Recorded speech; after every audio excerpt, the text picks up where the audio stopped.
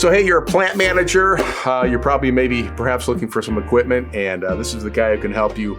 This is Keith, and he's going to tell you about equipmentstore.com and how would a plant manager like this person here, how do they use equipmentstore.com, and what are some of the things they're going to find on the site that's going to be meaningful to them? A plant manager usually they're shopping for scissor lifts or indoor forklifts typically.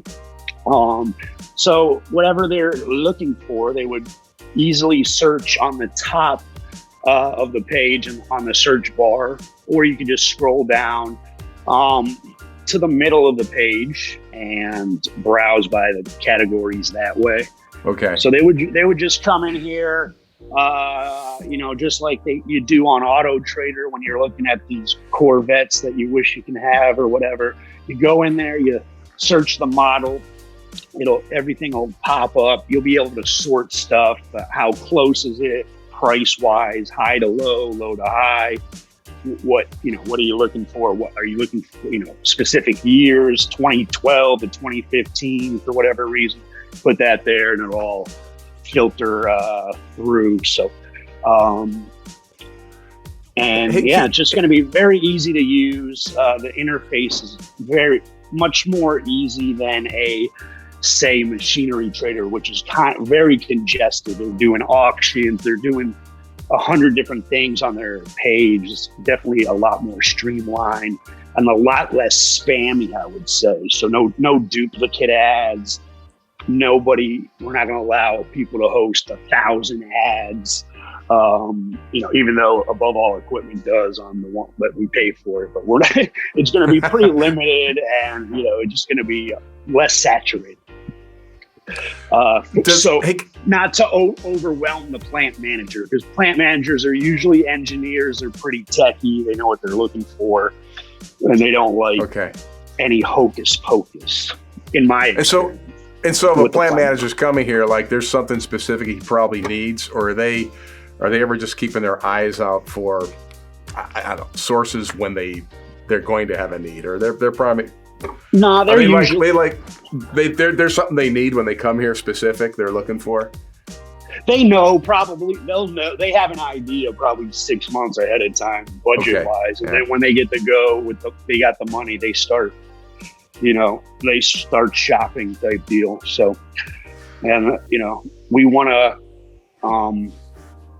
essentially, once you Google used equipment or even equipment trader, machinery trader, equipment store in theory is going to be right there on that fold. So, and it's going to just be a little, like I said, less saturated and just easier to use and less overwhelming than say Machinery Trader. I'm assuming Machinery Trader's been around since the 70s. They started just doing.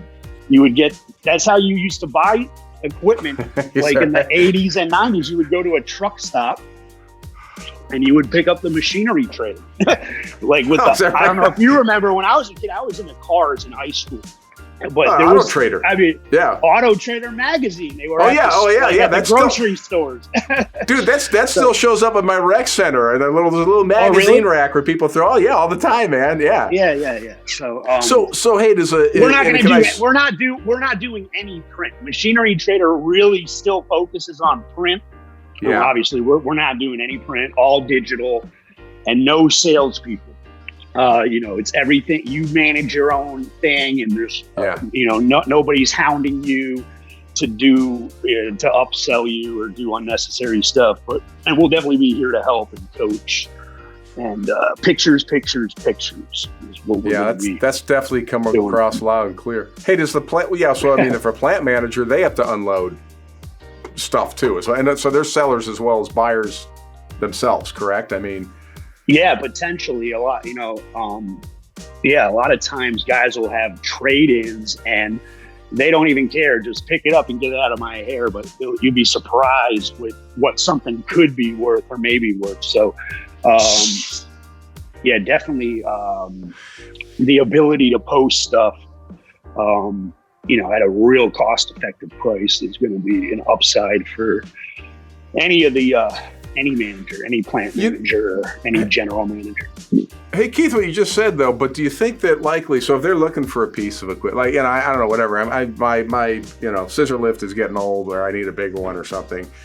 Yeah. Do you think they would probably come to something like this, find what they want, and you mentioned trade in? Do you think their first thing are like, well, I'm gonna go for this piece that I want, but I'm gonna see if I can use my thing for trade bait? In other words, will their first thought be, hey, I got to sell this thing I have, or are they going to be, no, I want to try to get money off of what I'm going to be buying, and then if that doesn't work, with whoever they're dealing with, then they go, well, okay, I'll keep it and sell it, and you've got this resource. That's the thing, yeah, because you're gonna, in a perfect world, you're gonna want the person to just take it, do it in a trade and take it off your hands. But these days, you might be buying stuff from out of state because of availability and because of, pricing. So if you're buying it from out of state, I can say, like, when we took scissor lift trays, we still do, we don't offer very much because they're never running, A, and then B, we got to freight them back. So we don't know. It could be a boat anchor, or it could turn into something. So, and a lot of folks just take that $250 trade when they could probably jump on Equipment Store and sell it for like $2,800 and pretty, quite easily without, Well, that's kind of interesting. I mean, for somebody who's buying, to go, hey, look, obviously you're going to try and do this trade-in thing because it's like you said, it's the easiest thing to do.